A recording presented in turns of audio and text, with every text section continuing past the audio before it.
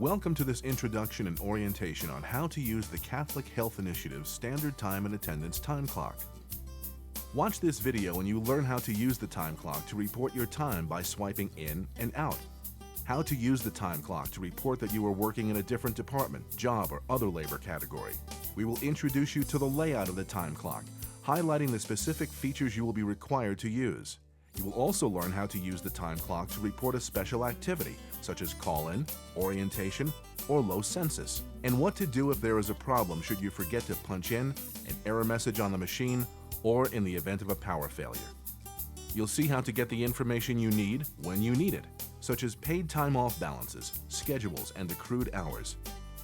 Because the clock can be customized for each and every facility, the clock you use every day may only display certain features. Regardless, these step-by-step demonstrations will be very useful as you master the operation of the clock. Let's get started with our short training program. How easy is it to use the Standard Time and Attendance Time Clock? At the beginning of your shift, you simply swipe your badge. When you end your shift, swipe your badge. That's it. It's that simple. Your time is recorded by swiping your badge at the time clock. To swipe properly, position your badge with the black strip away from you and swipe your badge downward through the badge reader channel on the time clock. If there is a photograph on your badge, the photograph should face you. Your badge is programmed to identify you and to be read by the time clock. When you punch in, you'll hear one beep and see a green light flash. Your name or your badge number will appear briefly in the time clock's display window. These signals mean you have successfully punched in and your hours are now being recorded. You need to ensure that the name or badge number displayed upon swiping is correct and that the green light on the time clock has flashed. If your name does not appear correctly, please notify your manager immediately. Some facilities are using a different type of badge called a proximity badge. These badges do not require swiping through the channel on the clock. With proximity badges, simply hold the badge in front of the target area on the face of the time clock. You will hear one beep and a green light will flash. These signals mean you have successfully punched in and your hours are now being recorded. If the swipe fails, the terminal produces 3 quick beeps. The screen displays rejected. You may not have swiped the badge properly from top to bottom. Try again. If you are swiping correctly and continue to see this error, the quality of the badge may be the problem. For proximity badges, try touching the time clock on the target area. If you continue to have difficulty, contact your supervisor or the HR department immediately. Error messages on the screen may indicate why you are having problems swiping. Unknown home employee is one error message you might see. If you are a new employee, or if you have recently replaced your badge, it is possible your information has not been sent from the main database to the time clock device yet. Contact your supervisor for assistance. Some facilities with multiple clock stations may require employees to punch in at clocks in specific locations. Attempting to punch in at another time clock could result in an unknown home employee error. If you receive this error message, no punches will be recorded for your time, and you will need to contact your supervisor to find out which time clock you should be using. Some facilities have installed time clocks with biometric readers that can scan a finger to verify identity in addition to using a badge. When using the time clock, simply swipe your badge, wait for 3 beeps. Place your finger in the center of the biometric pod so that the first joint of your finger rests on the ridge built into the ridge lock. Apply moderate pressure. When the scan is successful, you will see a green light and hear one beep which indicates you have clocked successfully. If you hear multiple beeps and the screen displays an error message, you will need to try the finger scan again. If you experience a second failed attempt, please contact your supervisor for assistance. The biometric scanner does not record or store an actual fingerprint anywhere in a database. This safeguards the employee's personal information in the system. If you forget to swipe at any required time, you must report to your supervisor immediately to log your missed swipe into the edit log. Your supervisor uses the edit log to correct the time clock when employees forget to swipe in or out. You and your supervisor will be required to log your punch time and signature on the edit log every time you forget to swipe. Your badge will have a unique badge number that is linked specifically to you. If you lose your badge, report this immediately. Your old badge number will be canceled, and a new badge will have to be issued. You should never use someone else's badge to punch in. It is against written policy to punch in for someone else. If asked, please remind your coworker that punching in for someone else is not allowed. All time clocks have battery backup to allow you to record your time regardless of a power failure or other problems at your site. A flashing orange light indicates that the clock is on battery backup and that it is still capturing time. Become familiar with the ST&A time clock's primary features and you will find it easy to operate. The terminal display displays the current date, time, and function key labels. The function activity keys. Press the blue function keys to perform transactions such as department, job, and activity transfers, or to review information. The More key. Additional function keys can be found by pressing the More key in the bottom right-hand row of the display screen. Navigation keys. Use the cursor keys to move within fields and menus on the display. The keypad allows you to enter data when performing transactions. Some transactions allow you to select from a list. If the list function key appears in the lower right corner, press the corresponding blue button. When the list appears, use the up and down arrow keys to scroll through the list. To select from the list, press Enter. To cancel a transaction before you complete it, or to return to the previous screen without saving your changes, press the Escape key. Status lights. The top light is green and flashes when the time clock device successfully reads a badge or finger scan. The middle light is orange and flashes when the terminal does not successfully read a badge or finger scan.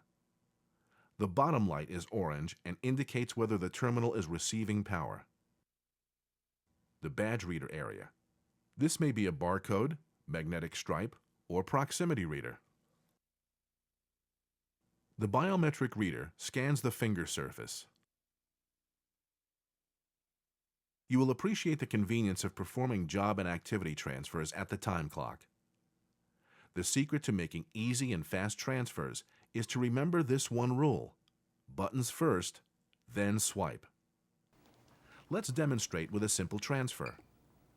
For all transfers and activities, you must first use the function buttons to define the transaction and then swipe your badge. If you swipe first by mistake, you cannot complete the transaction. You must enter the desired transfer or activity on the edit log, and your supervisor will have to manually edit the transaction in the ST&A system. Just remember the rule for transfers and activities: buttons first, then swipe. Let's look at a few typical examples of transfers. Transferring to a different department. Press the blue department transfer function key. Enter the department number you are transferring to. If you know the 9-digit number for the department, key it in the field using the number keypad on the time clock. Or, press the list function key in the bottom right hand of the screen to see a list of departments. The list displays both the number and description. Be careful to select the correct department. To select an entry from the list, press Enter. Scroll down to select the Enter Badge ID field and swipe. If you need to transfer to a different job at the same time, use either the keypad or list to select the correct job. Follow the same steps as the department transfer. Once you've entered the different department and job, move the cursor on the time clock screen to the Enter Badge ID field and swipe your badge. The terminal responds with an accepted message similar to this. Changing activities can be just as easy. Press the desired activity key. We'll use education hours as an example. If the activity also needs to be transferred or charged to a different department, enter the 9-digit department code or press the list function key and select from the departments listed. Move the cursor on the time clock screen to the Enter Badge ID. Swipe your badge after you have completed entering all transfers. When you complete your department, job, or activity transfer and need to go back to your normal job, you will need to use the function key labeled End Activity. Simply press the function key and swipe your badge.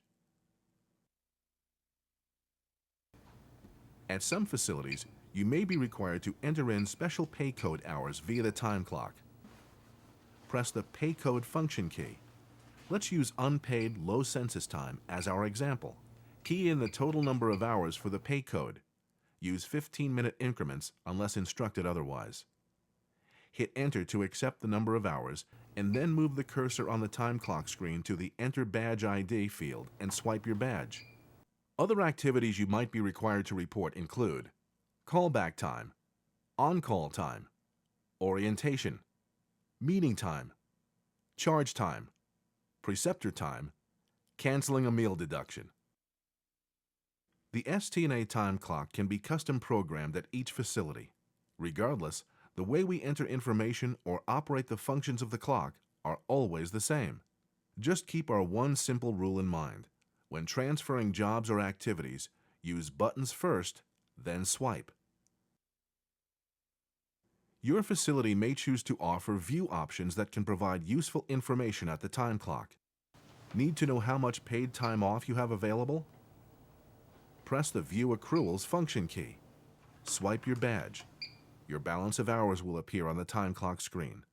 Press Escape to exit. Need to know your schedule for today or tomorrow? If your facility uses the scheduling feature of ST&A, you can review what your manager has entered in this system for your schedule for today or tomorrow. Press the View Schedules function key. Swipe your badge. Your schedule will appear on the time clock screen. Press Escape to exit. Need to know your total hours worked for the week?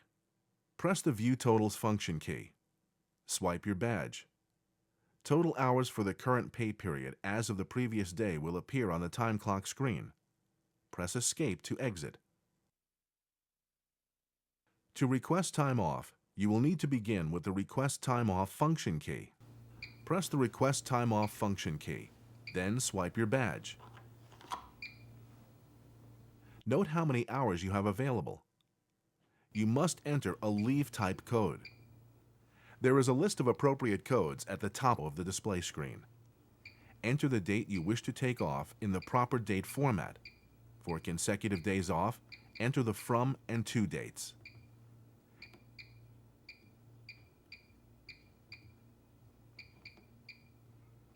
Enter the total hours per day that you are requesting in the proper time format. To submit the request, press the Enter key next to the number keypad. Time must be taken in 15-minute increments. You will not be allowed to request more hours than you have available at the time of your request. Balances are not updated until after payroll is processed. Requesting time off through the ST&A time clock is just a request. You must receive approval of your request from your supervisor. Your facility may have messages regarding time off requests sent to the time clock from your supervisor or manager. To see these messages, press the View Messages function key. Swipe your badge. The terminal responds by displaying information. To delete the message, use the left and right arrows and press the Enter key. Using the Department Edit Log. Any manual changes to a time card by a manager, supervisor, or timekeeper, such as recording a missing punch, working through lunch, deleting double punches, etc., must be entered into the edit log and then signed off by the employee and the manager by the end of each pay period.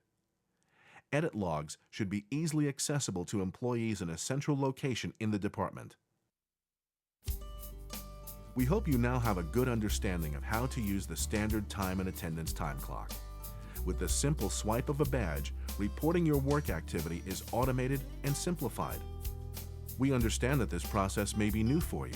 We appreciate your patience and hope you enjoy the benefits of accurate time records, accurate paychecks, accurate paid time off, and the information you need when you need it.